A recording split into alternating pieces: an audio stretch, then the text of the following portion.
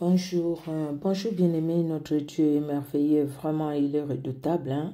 Merci Seigneur pour ce temps que tu nous accordes. Nous nous recommandons à toi, toi qui nous connais plus que nous-mêmes dans nos faiblesses. Jésus, les faiblesses de notre langage, les faiblesses Seigneur dans nos actes. Nous te prions de nous pardonner. Libère-nous Seigneur Dieu de gloire. Nous disons non au diable et à ses acolytes, au piège de l'ennemi dans nos vies, au piège de l'ennemi, Seigneur, là où nous vivons, là où nous travaillons, là où, Seigneur, nous prions. Nous disons non au piège de l'ennemi. Nous disons non au piège de l'ennemi dans nos familles, au nom de Jésus-Christ. Jésus-Christ règne car tu es Dieu, le puissant libérateur, c'est toi, éternel Dieu de gloire. Nous ramenons toute pensée captive à ton obéissance. Ô éternel Dieu de gloire, que ceux qui ont développé la haine dans leur cœur contre nous, éternel Dieu de gloire, soient dans la confusion la plus totale, parce que toi tu t'élèves, éternel, et tu nous défends. Tu es notre défenseur éternel, tu es celui qui nous justifie. Et tu es celui éternel Dieu de gloire qui vient à notre secours. Laisse que l'honneur et la gloire montent à toi pour ta victoire dans nos vies. Au nom de Jésus-Christ. Amen. Amen, amen. Bien-aimés dans le Seigneur, nous sommes ensemble toujours pour la lecture biblique. Alléluia. Nous aimons Jésus-Christ. Il est la parole qui s'est fait chair et nous aimons la parole écrite. Nous aimons cette parole que le Saint-Esprit a inspirée pour que ça soit écrite. Et c'est pourquoi, bien-aimés, depuis le 1er janvier, nous avons commencé la lecture biblique et par la grâce de Dieu, vraiment nous poursuivrons jusqu'au 31 décembre par la grâce de Dieu et nous allons ainsi finir toute la Bible. C'est vrai qu'en les finissant, nous ne connaissons pas tout, mais nous continuons toujours à lire la parole de Dieu. Alors, pour aujourd'hui, nous allons lire dans 1 Chronique chapitre 5, c'est la lecture du 15 novembre. Donc, 1 Chronique chapitre 5, 1 Chronique chapitre 6, Amos chapitre 4, Hébreux 10, les psaumes 113, les psaumes 114 et les proverbes 27 de 18 à 20. Nous commençons par 1 Chronique chapitre 5 au nom de Jésus-Christ de Nazareth. 1 Chronique chapitre 5. Oh mon Dieu. Le premier livre des Chroniques, chapitre 5. Fils de Ruben, premier-né d'Israël, car il était le premier-né, mais parce qu'il souilla la couche de son père, son droit d'aînesse fut donné au fils de Joseph, fils d'Israël. Toutefois, Joseph ne dut pas être enregistré dans les généalogies comme premier-né. Juda fut, à la vérité, puissant parmi ses frères, et de lui est issu un prince, mais le droit d'aînesse est à Joseph. Fils de Ruben, premier-né d'Israël, Enoch, Pallu, Etzron et Carmi. Fils de Joël, Shemaïa, son fils, Gog, son fils, Skiméi, son fils, Miché, son fils, Réaja, son fils, Baal, son fils, Béhéra, son fils, que Tilgat-Pidnézer, roi d'Assyrie, emmena captif. Il était prince des Rubénites. Frères de Béhéra, d'après leur famille, tels qu'ils sont enregistrés dans les généalogies selon leur génération, le premier, Jéhiel, Zacharie, Béla, fils d'Azaz, fils de Schéma, fils de Joël. Béla habitait à Aroër et jusqu'à Nebo et à Baal-Méon. À l'Orient, il habitait jusqu'à l'entrée du désert depuis le fleuve de l'Euphrate, car leurs troupeaux étaient nombreux dans le pays de Galaad. Du temps de Saül, ils firent la guerre aux Agaréniens qui tombèrent entre leurs mains. Ils habitèrent dans leurs tentes sur tout le côté oriental de Galaad. Les fils de Gad habitaient vis-à-vis d'eux dans le pays de Basan jusqu'à Salca. Joël, le premier, Scapham, le second, Jénaï et Scaphat en Basan. Leurs frères, d'après les maisons de leur père, Michaël, Mesculam, Skeba, Joraï, Jaécan, Zia et Héber, 7. Voici les fils d'Abikaïl, fils de Uri, fils de Jaroach, fils de Galaad, fils de Michaël, fils de Yeskiskaï, fils de Yagdo, fils de Buz. Aki, fils d'Abdiel, fils de Guni, étaient chefs des maisons de leur père. Ils habitaient en Galaad, en Basan et dans les villes de leur ressort, et dans toutes les banlieues de Saron jusqu'à leurs extrémités. Ils furent tous enregistrés dans les généalogies du temps de Yotam, roi de Juda, et du temps de Jéroboam, roi d'Israël. Les fils de Ruben, les Gadites et la demi-tribu de Manassé avaient de vaillants hommes, portant le bouclier et l'épée, tirant de l'arc, et exercés à la guerre, au nombre de 44 760, en état d'aller à l'armée. Ils firent la guerre aux Agaréniens, à Gétur et à Naphish et à Nodab. Ils reçurent du secours contre eux, et les Agaréniens et tous ceux qui étaient avec eux furent livrés entre leurs mains. Car pendant le combat, ils avaient crié à Dieu qui les exauça parce qu'ils s'étaient confiés à lui. Ils prirent leurs troupeaux, 50 000 chameaux, 250 000 brebis, 2 000 ânes et 100 000 personnes, car il y eut beaucoup de morts parce que le combat venait de Dieu. Et ils s'établirent à leur place jusqu'au temps où ils furent emmenés captifs. Les fils de la demi-tribu de Manassé habitaient dans le pays depuis Basan jusqu'à Baal-Hermon et à Sénir et à la montagne d'Hermon. Ils étaient nombreux. Voici les chefs des maisons de leurs pères: Épher, Iskei, Eliel, Azriel, Jérémie, Odavia et Yagdiel, vaillants hommes, gens de renom, chefs des maisons de leurs pères. Mais ils péchèrent contre le Dieu de leur père, et ils se prostituèrent après les dieux des peuples du pays que Dieu avait détruits devant eux. Le Dieu d'Israël excita l'esprit de Pul, roi d'Assyrie, et l'esprit de Tilgat-Pilnézer, roi d'Assyrie, et Tilgat-Pilnézer emmena captifs les Rubénites, les Gadites et la demi-tribu de Manassé, et il les conduisit à Calak, à Chabor, à Ara et au fleuve de Gozan, où ils sont demeurés jusqu'à ce jour. Dieu est Dieu, alléluia. Il est saint et dans sa sainteté, il n'aime pas la suivre. Il est notre Père, il nous aime et parce qu'il nous aime, il nous tire aussi les oreilles et parce qu'il nous aime, des fois aussi, il nous donne des petites fessées, il nous corrige pour que nous puissions vraiment revenir à lui de tout notre cœur. Amen. Nous allons dans les livres de 1 Chronique, nous sommes toujours dans le livre de 1 Chronique et les chapitres, excusez-moi, le chapitre 6. 1 Chronique, chapitre 6. Le premier livre des Chroniques, chapitre 6.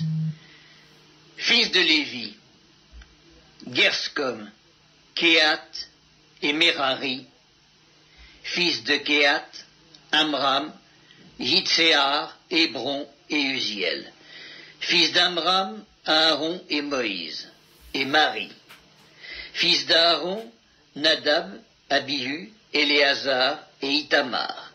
Éléazar engendra Phiné, Phiné engendra Abiskua, Abiskua engendra Bukki, Bukki engendra Udzi, Udzi engendra Zérakia, Zérakia engendra Merayot, Merayot engendra Amaria, Amaria engendra Akitub, Akitub engendra Tsadok, Tsadok engendra Akimaats, Akimaats engendra Azaria, Azaria engendra Yokanan, Yokanan engendra Azaria qui exerça le sacerdoce dans la maison que Salomon bâtit à Jérusalem.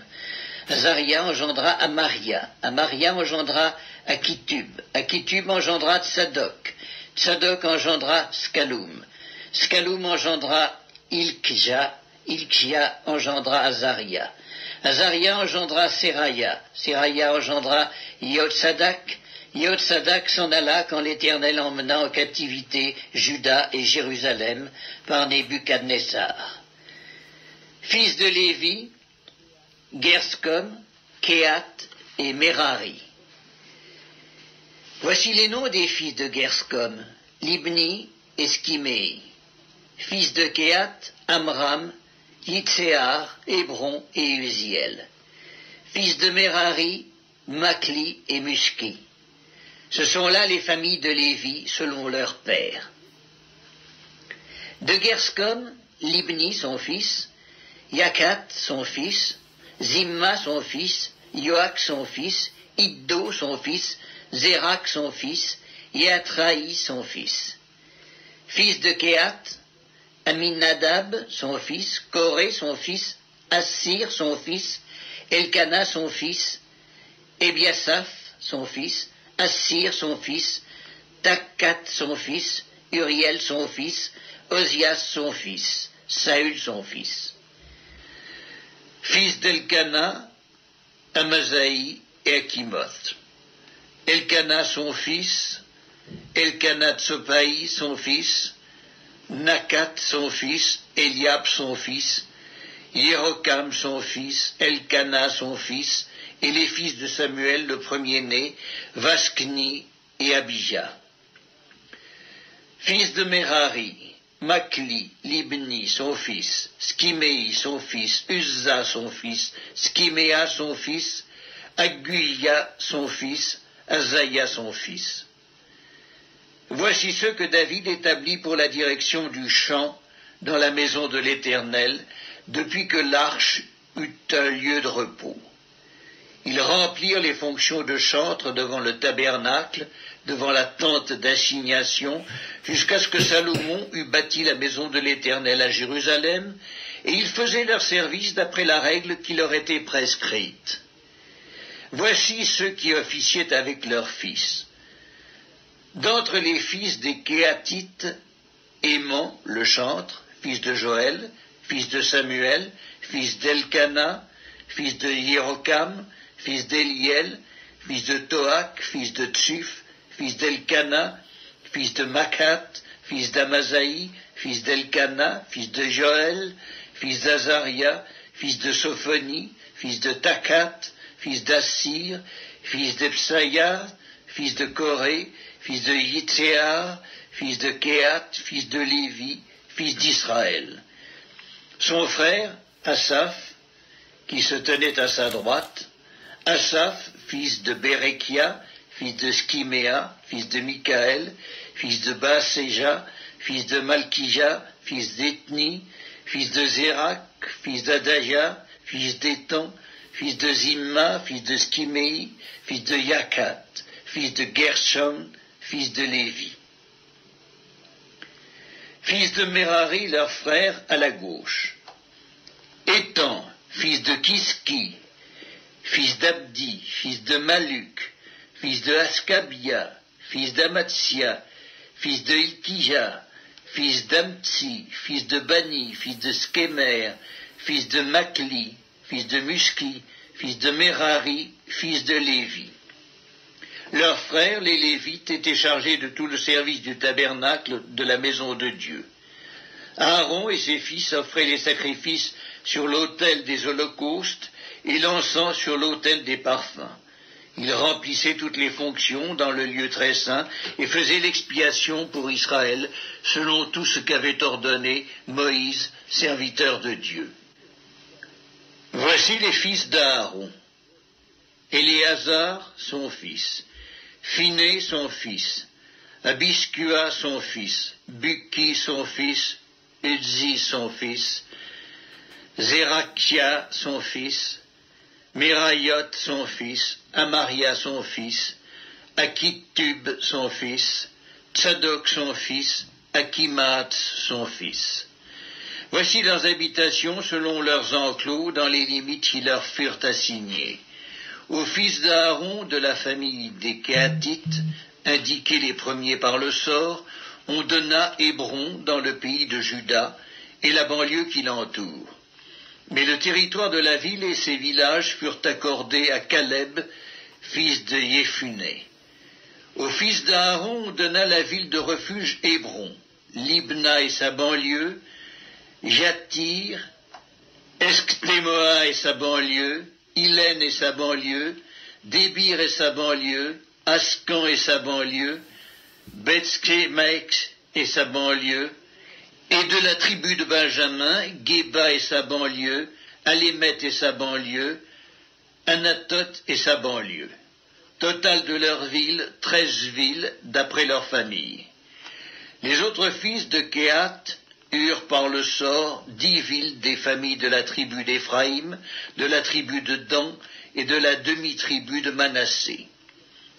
Les fils de Gershom, d'après leur famille, eurent 13 villes de la tribu d'Issachar, de la tribu d'Azer, de la tribu de Nephtali et de la tribu de Manassé en Basan. Les fils de Merari, d'après leur famille, eurent par le sort 12 villes de la tribu de Ruben, de la tribu de Gad, de la tribu de Zabulon.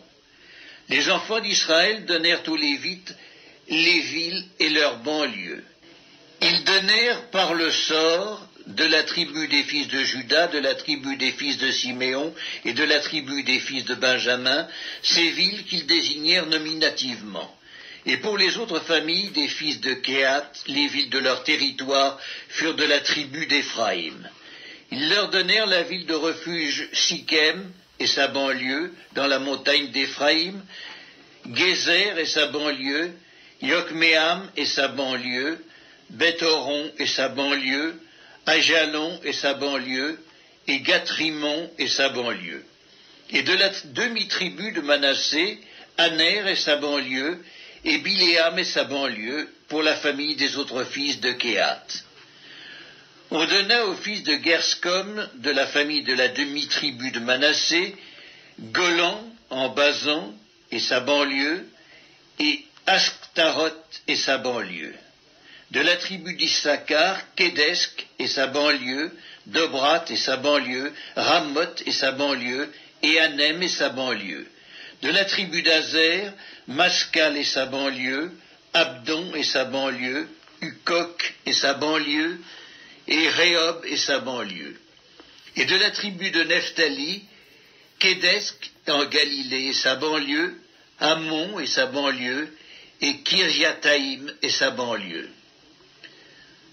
On donna au reste des Lévites, aux fils de Merari de la tribu de Zabulon, Rimmono et sa banlieue, et Tabor et sa banlieue, et de l'autre côté du Jourdain, vis-à-vis de Jéricho, à l'orient du Jourdain, de la tribu de Ruben, Betser, au désert et sa banlieue, Yatsa et sa banlieue, Kédémoth et sa banlieue, et Méphat et sa banlieue. Et de la tribu de Gad, Ramoth en Galaad et sa banlieue, Mahanaïm et sa banlieue, Esbon et sa banlieue, et Yaézer et sa banlieue. Amen, amen.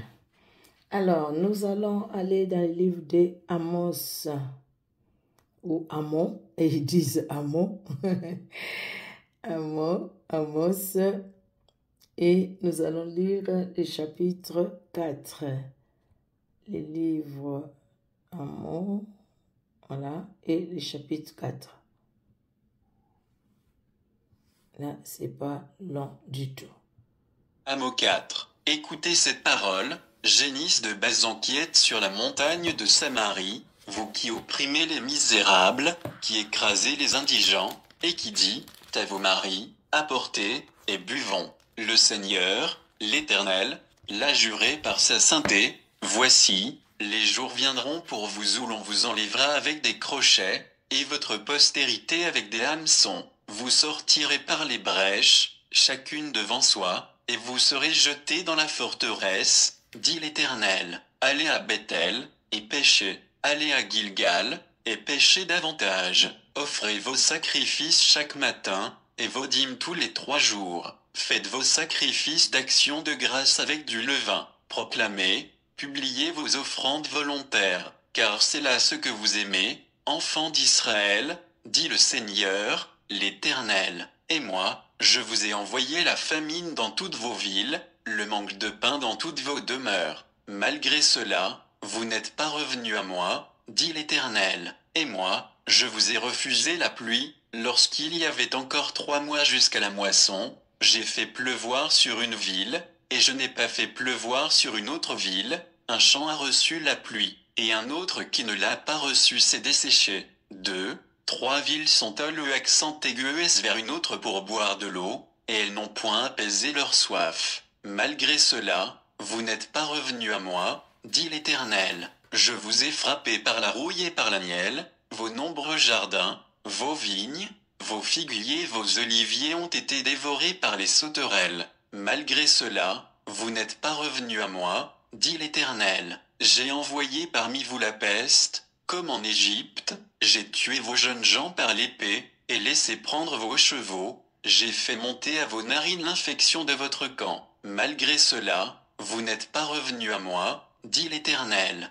Je vous ai bouleversés, comme Sodome et Gomorrhe, que Dieu détruisit, et vous avez été comme un tison arraché de l'incendie. Malgré cela, vous n'êtes pas revenus à moi, dit l'Éternel. C'est pourquoi je te traiterai de la même manière, Israël, et puisque je te traiterai de la même manière, prépare-toi à la rencontre de ton Dieu, ô Israël. Car voici celui qui a formé les montagnes et créé le vent, et qui fait connaître à l'homme ses pensées, celui qui change l'aurore en ténèbres, et qui marche sur les hauteurs de la terre, son nom est l'Éternel, le Dieu des armées. Alléluia. Ça, cette parole, je la trouve vraiment forte. Dieu a permis tout ce qu'il a permis pour que, comme Dieu nous corrige, il permet les épreuves, il permet certaines situations. Au fait, ce n'est pas pour nous faire souffrir, mais pour nous faire revenir à lui, pour nous amener à la repentance. C'est ce qu'il dit, c'est ce qu'il a fait aussi pour Israël, mais ils ont refusé. Mais quand il dit le verset 12, c'est pourquoi je te traiterai de la même manière, Israël. Et puisque je te traiterai de la même manière, prépare-toi à la rencontre de ton Dieu, ô Israël.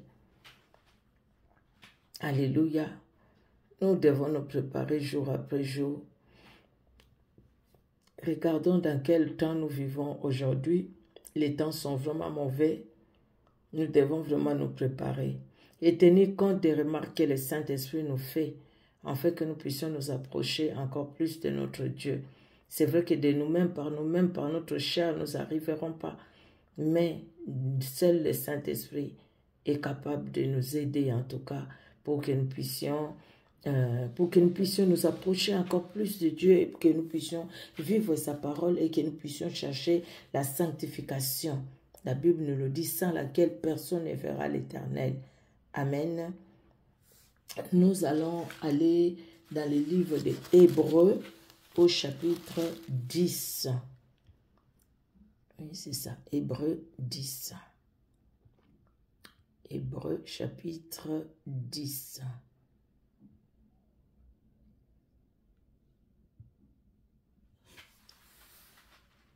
Épître aux Hébreux, chapitre 10.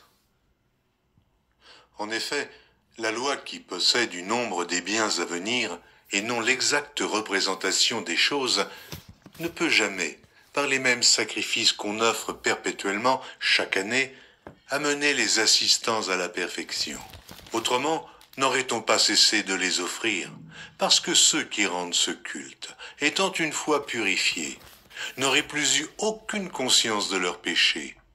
Mais le souvenir des péchés est renouvelé chaque année par ces sacrifices, car il est impossible que le sang des taureaux et des boucs ôte les péchés. C'est pourquoi Christ, entrant dans le monde, dit « Tu n'as voulu ni sacrifice, ni offrande, mais tu m'as formé un corps. Tu n'as agréé ni holocauste, ni sacrifice pour le péché. » Alors j'ai dit, voici, je viens. Dans le rouleau du livre, il est question de moi, pour faire, ô Dieu, ta volonté. Après avoir dit d'abord, tu n'as voulu et tu n'as agréé ni sacrifice, ni offrande, ni holocauste, ni sacrifice pour le péché, ce qu'on offre selon la loi. Il dit ensuite, voici, je viens pour faire ta volonté. Il abolit ainsi la première chose pour établir la seconde. C'est en vertu de cette volonté que nous sommes sanctifiés par l'offrande du corps de Jésus-Christ une fois pour toutes. Et tandis que tout sacrificateur fait chaque jour le service et offre souvent les mêmes sacrifices qui ne peuvent jamais ôter les péchés, lui, après avoir offert un seul sacrifice pour les péchés, s'est assis pour toujours à la droite de Dieu, attendant désormais que ses ennemis soient devenus son marchepied.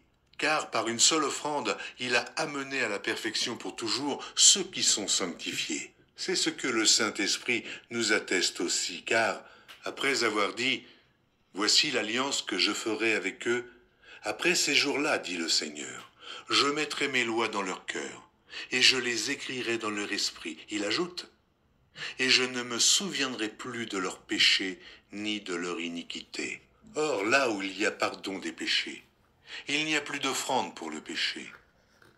Ainsi donc, frères, puisque nous avons, au moyen du sang de Jésus, une libre entrée dans le sanctuaire, par la route nouvelle et vivante qu'il a inaugurée pour nous au travers du voile, c'est-à-dire de sa chair, et puisque nous avons un souverain sacrificateur établi sur la maison de Dieu, approchons-nous avec un cœur sincère, dans la plénitude de la foi, les cœurs purifiés d'une mauvaise conscience et le corps lavé d'une eau pure. Retenons fermement la profession de notre espérance, car celui qui a fait la promesse est fidèle.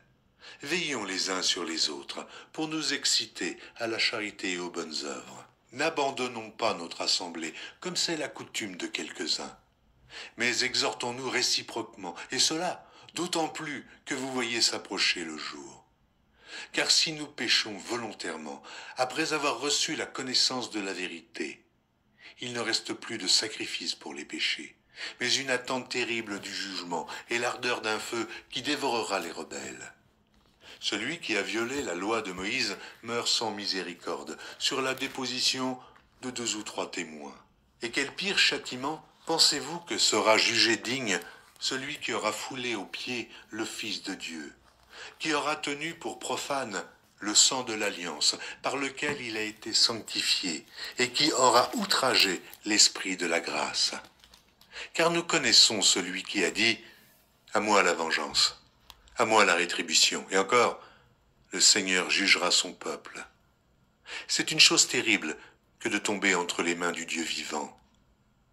Souvenez-vous de ces premiers jours où, après avoir été éclairés, vous avez soutenu un grand combat au milieu des souffrances.